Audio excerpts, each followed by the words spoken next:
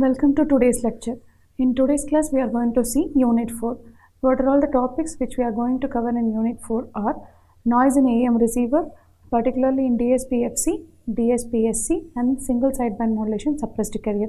After that, we are going to see noise in FM receiver, and we are going to analyze compensation and threshold effect and how to reduce the capture effect in FM receivers.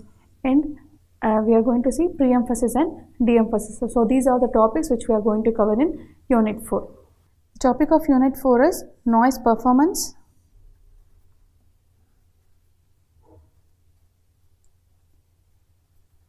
of AM and FM receivers.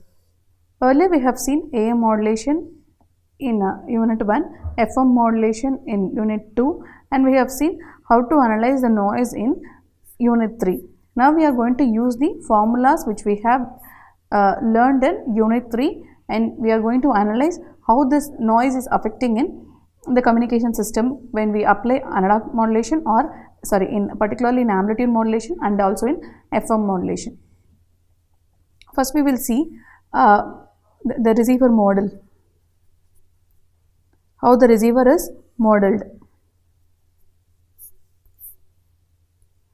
Basically, noise will be superimposed on the transmitted signal while traveling via the channel.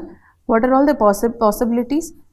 See, we are transmitting the message signal after the modulation. This is this is our S of t. This is modulated signal which is passing through the channel. So this is a channel. While receiving, if this is our signal, transmitted signal, the received signal will be in the nature of distorted form.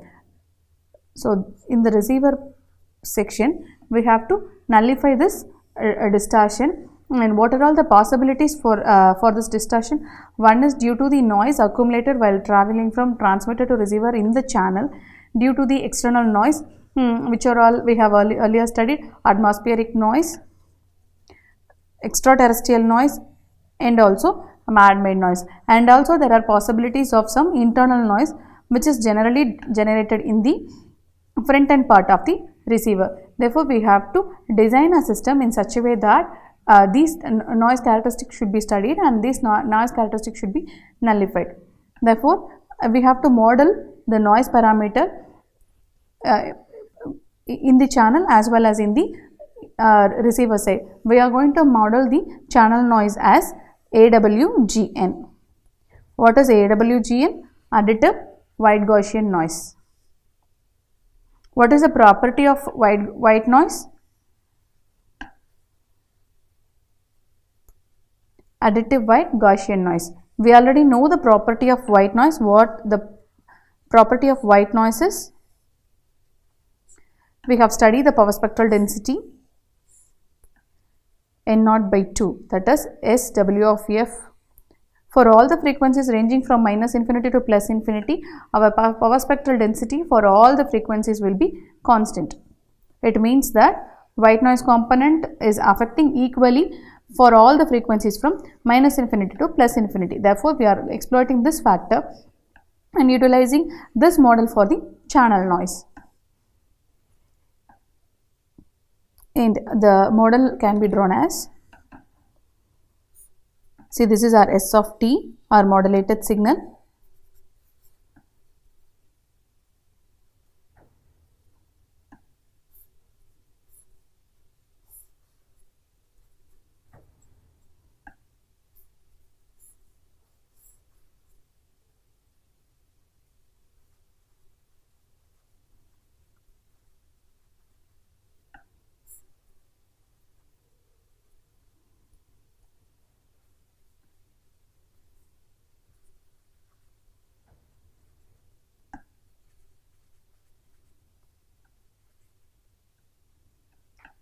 So the modulated signal S of t, which is depending upon the application, which may be double sideband suppressed carrier, a double sideband full carrier, or single sideband suppressed carrier signal, or even for FM modulation narrowband or wideband FM signal. This W of t is the white noise, AWGN. Therefore, we already know the noise characteristics. The power spectral density of the white noise is N0 by 2. We also know the spectrum. The band pass filter is going to operate in the center frequency of minus Fc and Fc. So this is N0 into 2. Sn of F. In the unit 3 lecture, we have seen what will happen when we pass the modulated signal via the when we combine modulated signal and white noise, what will happen, and what is the output spectrum, and the relationship between input and output we already have studied. Therefore, the bandwidth of a band pass filter is given by Bt, which is similar to that of the modulated signal. Fc is chosen corresponding to the modulation scheme. If Fc is the center frequency of band pass filter is chosen according to the modulation scheme. Here we are having two models. One is the channel and another one is receiver. Therefore, the signal to noise ratio characteristic here is considered as SNR of C, which is equal to average power of S square of T divided by N square of T. So this is the channel part, and the front end part of the receiver, we are having a band pass filter, which is, we already know that this is in the nature of narrow band. Therefore, our X of T is equal to, the output of band pass filter is X of T, which is equal to S of T plus N of T. This N of T will in the nature of narrow band noise. This is kind of a pre-processing filter, narrow band noise. Therefore, our demodulator, depending upon the modulation scheme, the demodulator may be either an envelope detector for AM signal or a coherent detector for DSP SC signal and SSP SC signal. Here, the Y of T is the combination of MD of T plus the modulated signal along with the noise signal. Therefore, the output signal to noise ratio SNR of O is equal to average power of MD square of T whole divided by ND square of T. We are going to analyze in this chapter figure of merit. FOM stands for figure of merit, which is represented in the term gamma. This gamma is equal to SNR of output divided by SNR of signal to noise ratio of input.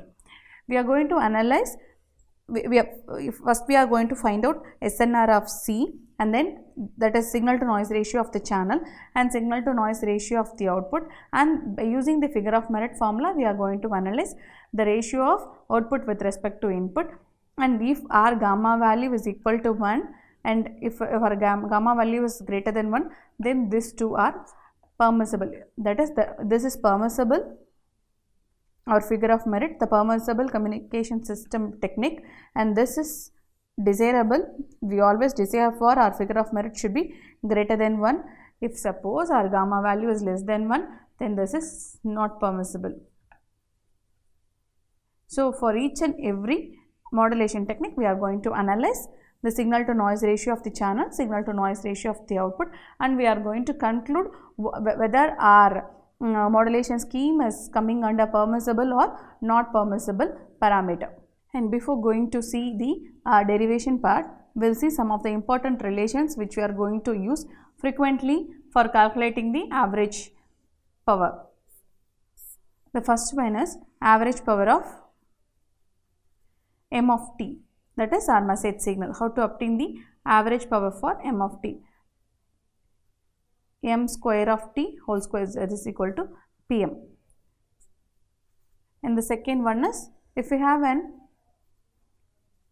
constant term which is multiplied by with this message signal, means K, that is K into M of T, then the average power is given by K M square of T or K M of T whole square. Then it can be simply rewritten as K square into Pm. This is equation number 2. And then average power of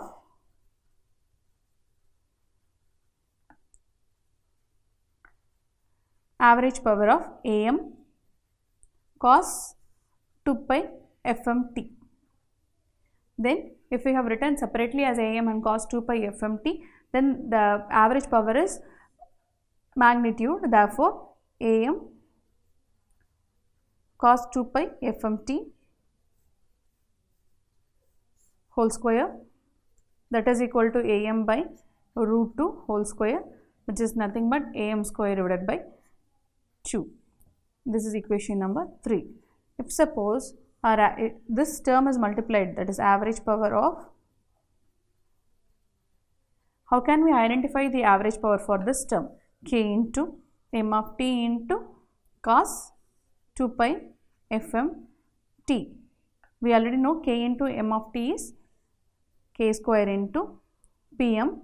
This cos 2 pi fm t is, I don't have an amplitude term, so this term will be 1 by 2. So this will be my average power. So these 4 parameters will be helpful for deriving the average power for either signal or noise. Now we are going to see noise in AM receiver or noise in DSP FC, the conventional AM or simply AM.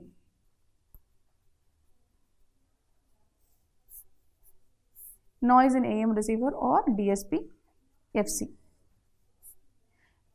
What are all the parameters we are interested for studying the noise in for analyzing the noise in AM receiver? First we need to know what is the model for it and what is the demodulator we are going to employ for this AM receiver. So the first and foremost step is to be decided on the demodulated part. We know that AM receiver we are going to employ envelope detector.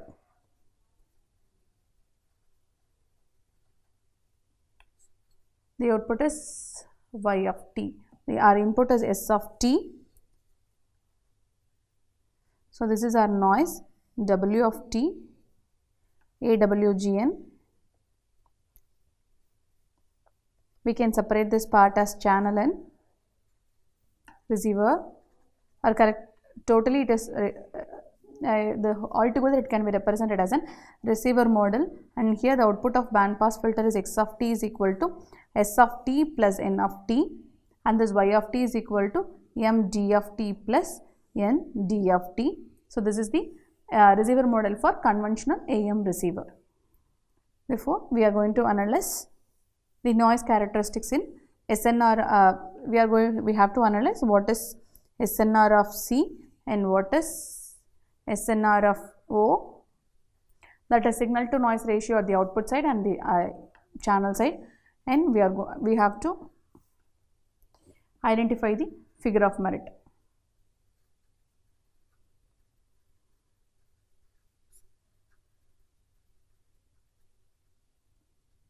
So these 3 parameters we have to identify.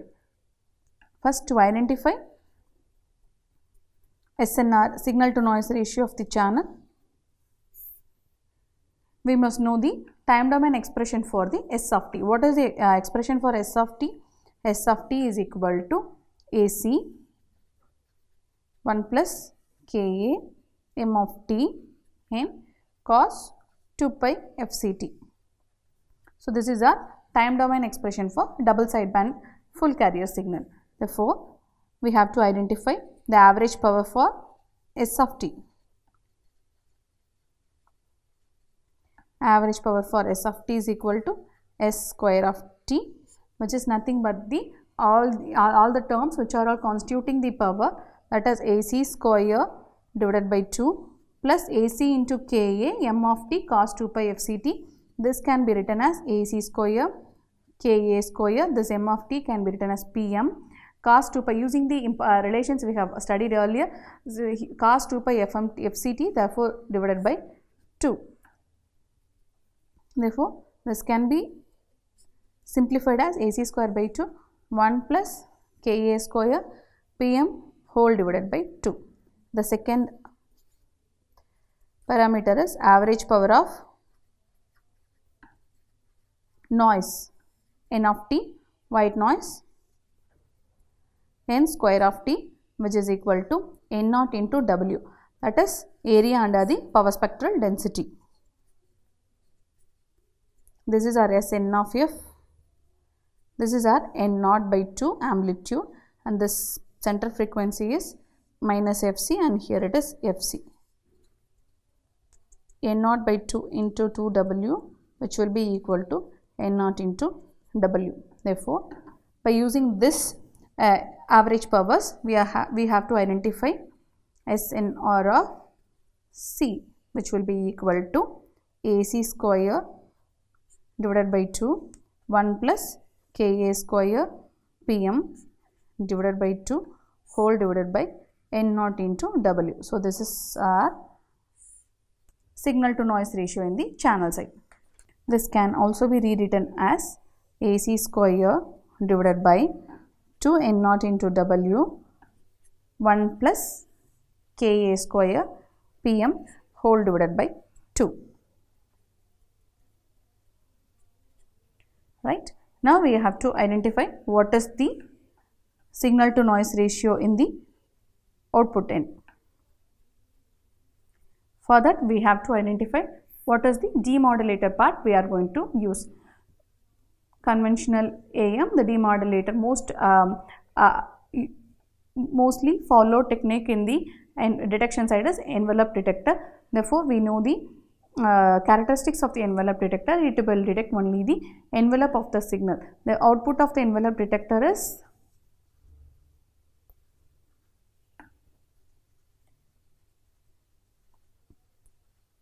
before analyzing the output of the envelope detector, we know what is the input to the envelope detector. Input to the envelope detector is S of t plus N of t.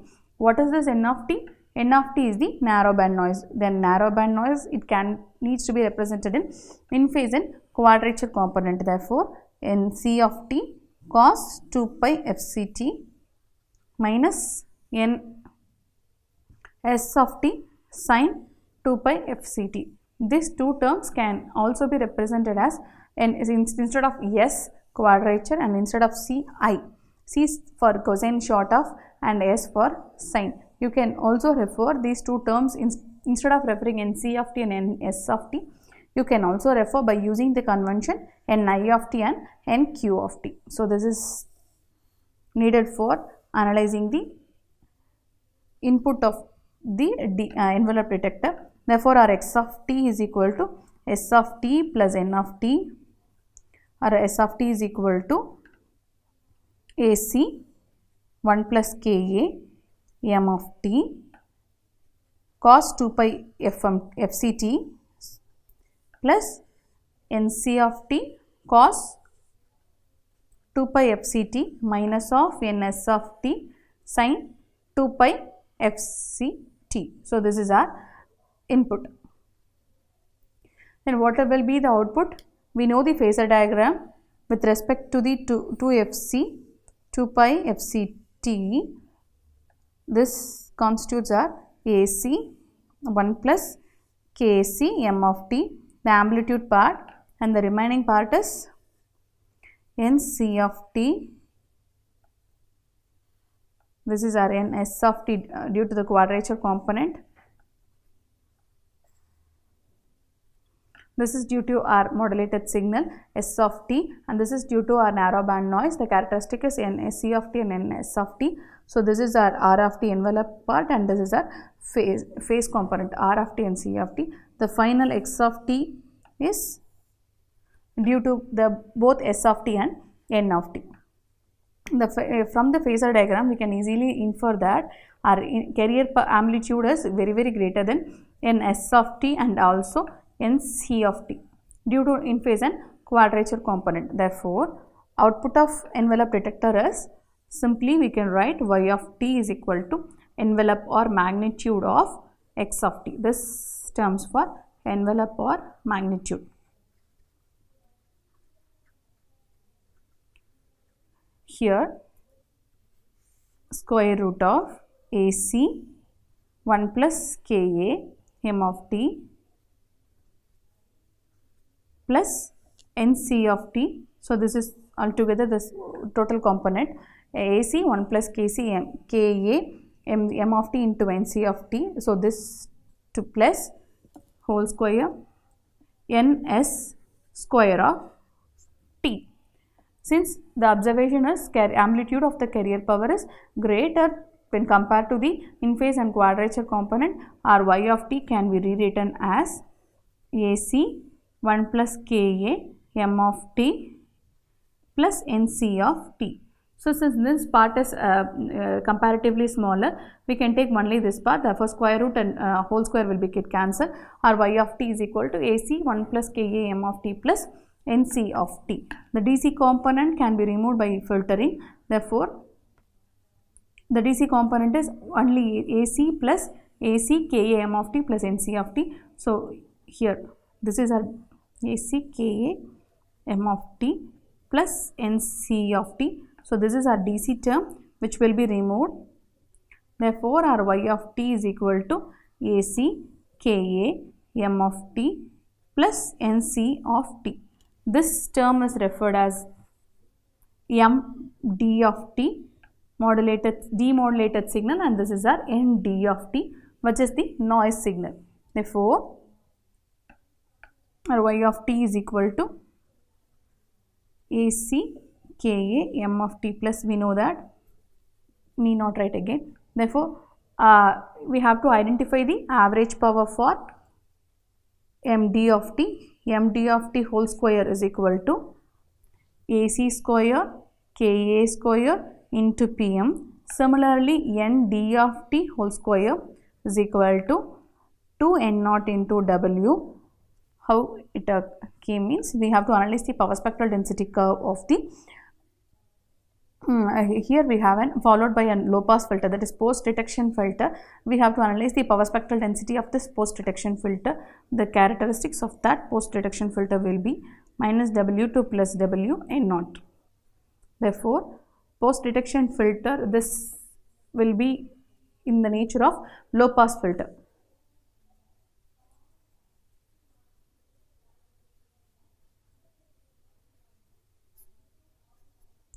So this post detection filter will be in the nature of low pass filter.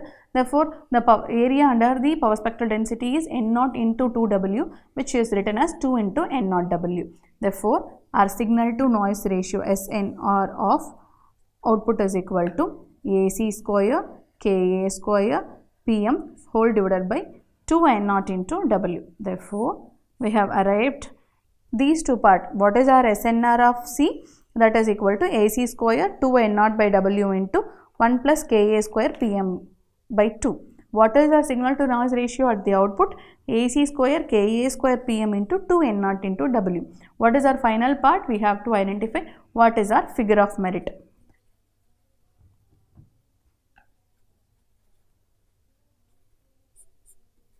Figure of merit gamma is equal to, when we substitute SNR of O and SNR of C, will be ended with FOM is equal to Ka square Pm divided by 1 plus Ka square into Pm. So this is our figure of merit. We have to analyze the gamma by substituting the instead of going for this AM signal directly, we can simplify this by using the single tone modulation, and then after substituting the modulation index value as 1, we can analyze what is the gamma value, that is figure of merit value. That is, we utilize the space here. If we go using the figure of merit formula, if we go for a single tone modulation, we know that for single tone modulation AM of t is equal to AM cos 2 pi FMT. Therefore our PM is equal to AM square divided by 2. Therefore our gamma value will be become Ka square AM square divided by 2 whole divided by 1 plus Ka square AM square divided by 2. The final equation for the figure of merit will be mu square by 2 plus mu square. When you substitute mu is equal to 1, our gamma value will be 1 by 3, which is less than 1. Therefore, as per the figure of merit convention, then AM receiver or conventional receiver or DSP FC receiver is not permissible or not desirable for the communication system. Now we are going to see noise in DSP SC receiver. we have already seen what are all the parameters we have to study in noise DSP, FC or simply conventional FM. Therefore, here we have to analyze what is the demodulator section we are going to imply in this DSP SC receiver. So, this is the receiver model for DSP SC receiver. We are going to apply DSP SC signal, that is our S of T is the modulated signal from the transmitted side, and the channel noise which we are assuming it as a white Gaussian noise. Therefore, we have to identify here signal to noise ratio and the band pass filter in the front end part of the receiver, which is in the nature of a narrow band filter. Therefore, the output of band pass filter is S of T plus N of T. This N of T is the narrow band noise, and this is applied to the demodulator section. In the demodulator section for DSP receiver, we have to use the coherent or synchronous demodulator. Therefore, this is applied to the multiplier. The other input for the multiplier is a local oscillator, and the output we are represented by using the expression V of T. Therefore, V of T is equal to X of T into cos 2 pi FCT, which is passed to the post detection filter, which is a low pass filter. The output is referred as Y of T. Y of T is equal to MD of T plus N of T. MD of T plus ND of T. We have to analyze the SNR of C and SNR of O, and from that we have to analyze the figure of merit. And what is the time domain expression for signal to noise what is the time domain expression for double sideband suppressed carrier? It is simply M of T into C of T. Therefore, our M of T into what is the C of T, which is the carrier signal, M of T is the message signal. We are going to write in the form of M of T into expanding C of T AC cos 2 pi FCT. So, this equation we are going to take it as equation number 1. What are all the parameters we have to identify? First one is signal to noise ratio of the channel, signal to noise ratio at the output side, and we are going to compare the figure of merit.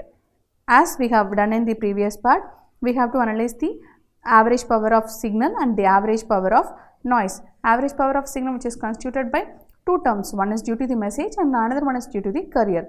Therefore, M square of T, which is PM, and due to the carrier is AC square divided by 2. Therefore, average power of the signal. And what is the average power of the noise, which is the N naught into W. Therefore, our signal to noise ratio of the channel is PM AC square divided by 2 I naught into W.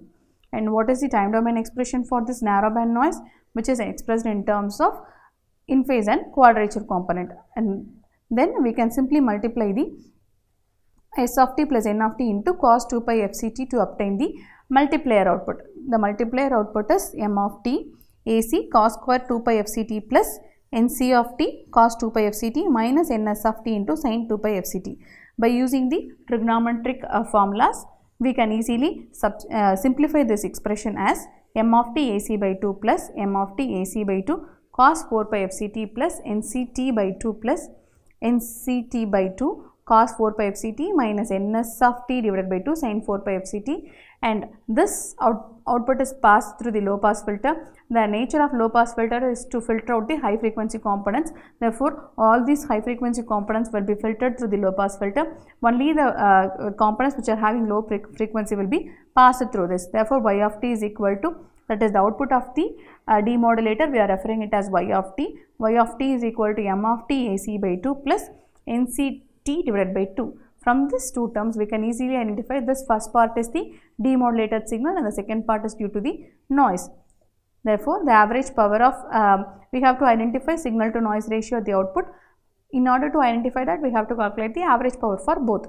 Average power of MD of T is equal to MD of T whole square, which is nothing but AC square by 2, AC square by 4 plus into PM. The noise due to the average power due to the components present in the demodulated signal. Average power of ND of T is NC of T divided by T whole square. We know the power spectral density of the low pass filter, that is 2 into N naught W divided by 4. Therefore, signal to noise ratio at the output side is AC square PM divided by 2 N naught into W. And what happens to our figure of merit? Figure of merit is equal to 1. Therefore, for double sideband suppressed carrier receivers having with the figure of merit value of 1, it is permissible for the transmission in communication system. we know that why our DSP-FC receiver is not permissible due to the drawbacks of the 2/3 of average transmission power is wasted, only 1/3 of power is utilized for the useful information. Now we are going to see noise in single sideband suppressed carrier receiver, which is similar to that of double sideband suppressed carrier. Here only the bandwidth of single sideband suppressed carrier is the bandwidth of double sideband suppressed carrier is 2 FM, here it is FM. So bandwidth is halved here. The demodulated section is same. There also we are employing coherent detector, and here also we are employing an coherent detector. The receiver model is almost similar to that of the single sideband suppressed carrier. The first we have to apply the time domain expression for single sideband suppressed carrier. Therefore, AC by 2 m of t cos 2 pi fct plus AC by 2 m cap of t sin 2 pi fct. From the single sideband suppressed carrier time domain expression, we know that this m cap of t is due to the Hilbert transform.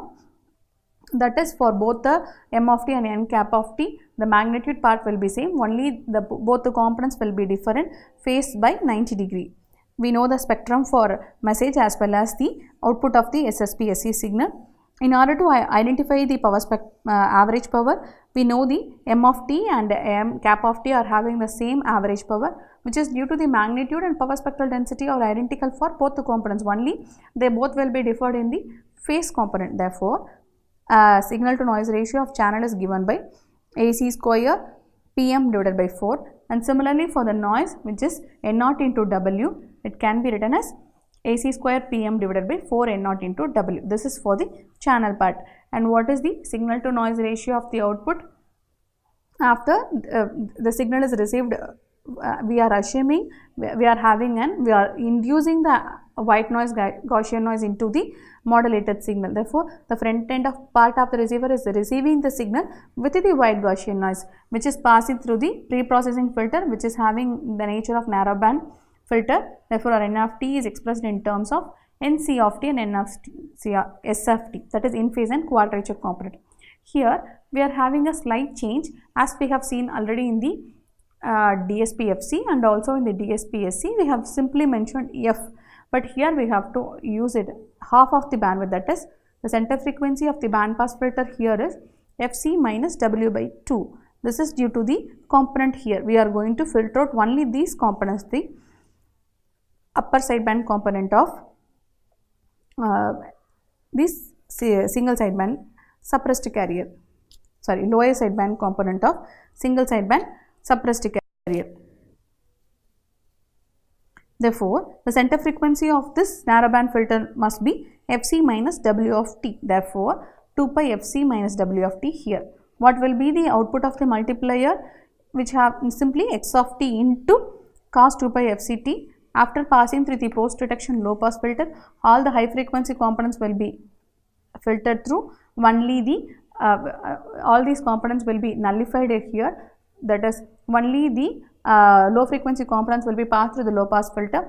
Therefore, this part is the modulated signal part, and the remaining are the induced narrowband noise components. Therefore, we have to identify the average noise power for the modulated signal, which is nothing but AC square by 16 into PM, and the average noise power for the whole noise narrowband noise component is N0 by W into 2, which is due to the power spectral density factor N0 by 2 into 2W. Therefore, here AC square PM by 4 N0 into W. From this two expressions, we can easily say our figure of merit for SSP receiver is also going to be 1. Therefore, DSP-SC as well as SSP-SC receivers, neither the DSP-SC and nor the SSP-SC receiver offers the trade-off between the improved noise performance and increased channel bandwidth.